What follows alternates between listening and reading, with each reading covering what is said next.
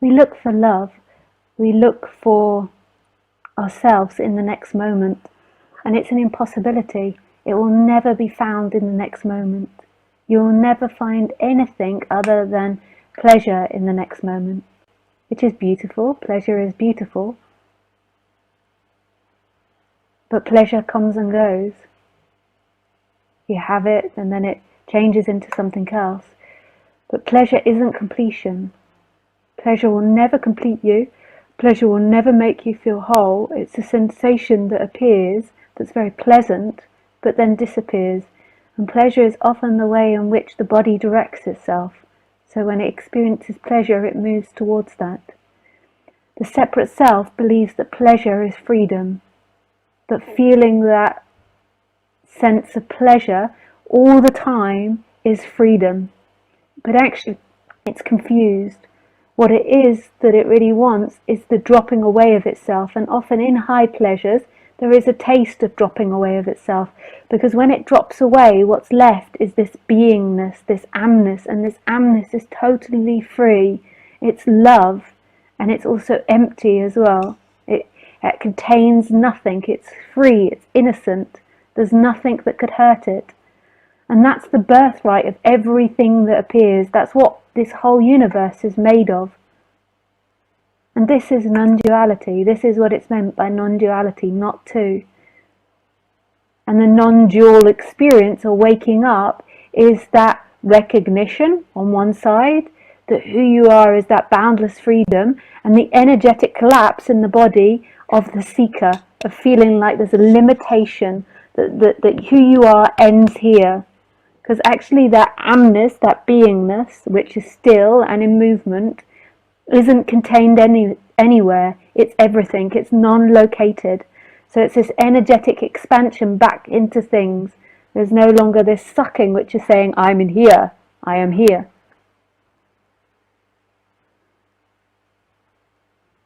We get so confused by this because the way that the seeker's built is it starts this energetic divide at 1 or 2 years old, then it has its patterns that it's inherited from its parents, and then it gets patterns that it gets from society put onto it.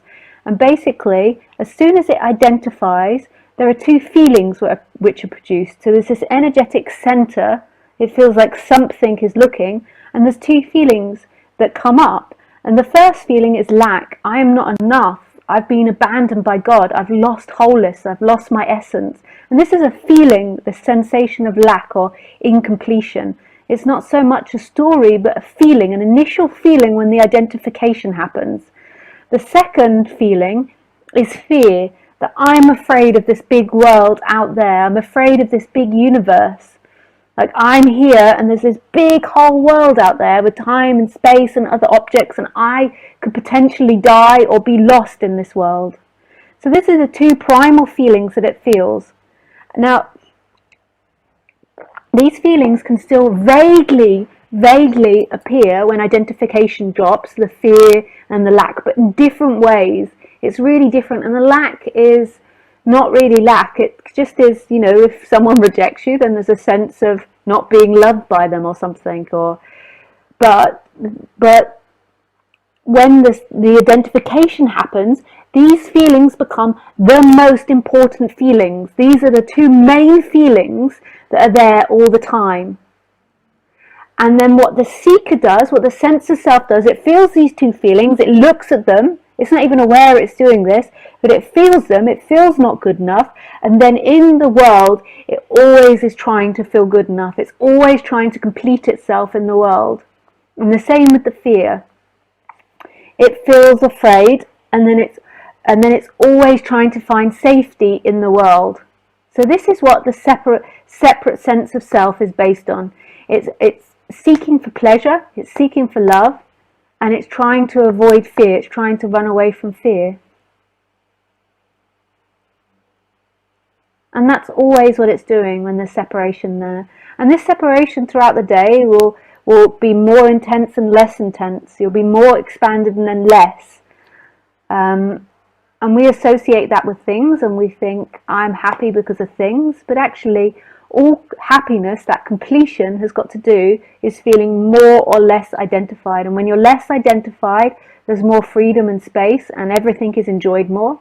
And when you're identified, things are being rejected and not enjoyed so much.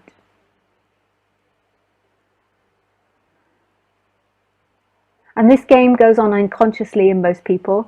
So most people think it's normal to need so many things or possessions to try to impress their friends or compete with their friends or be better than their friends. They think this is normal game.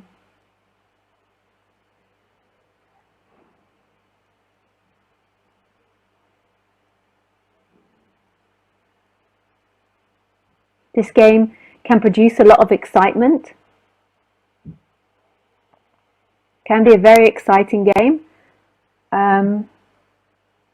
And it's everybody's motivation. So they feel like if they drop this game, they feel scared of what their life will be, what meaning will be, what are they going to do?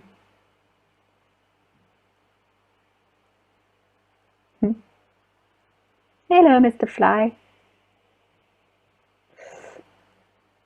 This is what people's purpose is. The purpose is to find completion in life. To get the lover, to get the things, to get the money, to be better than the neighbor, to be higher.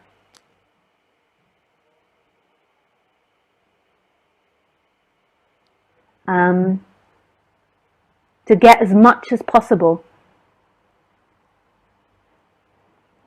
And to find as much security, to live on after you die, to find meaning in that way.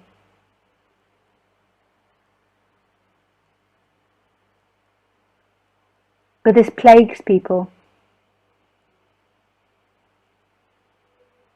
People stop doing what they want and what they feel. So as a child, you're more free to do what you want and feel and express yourself. And they constantly live in the bounds of this seeking game.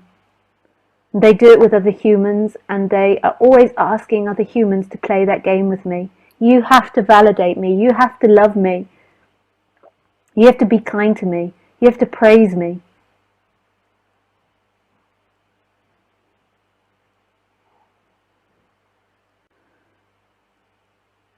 And that seeker can't get out of its own game.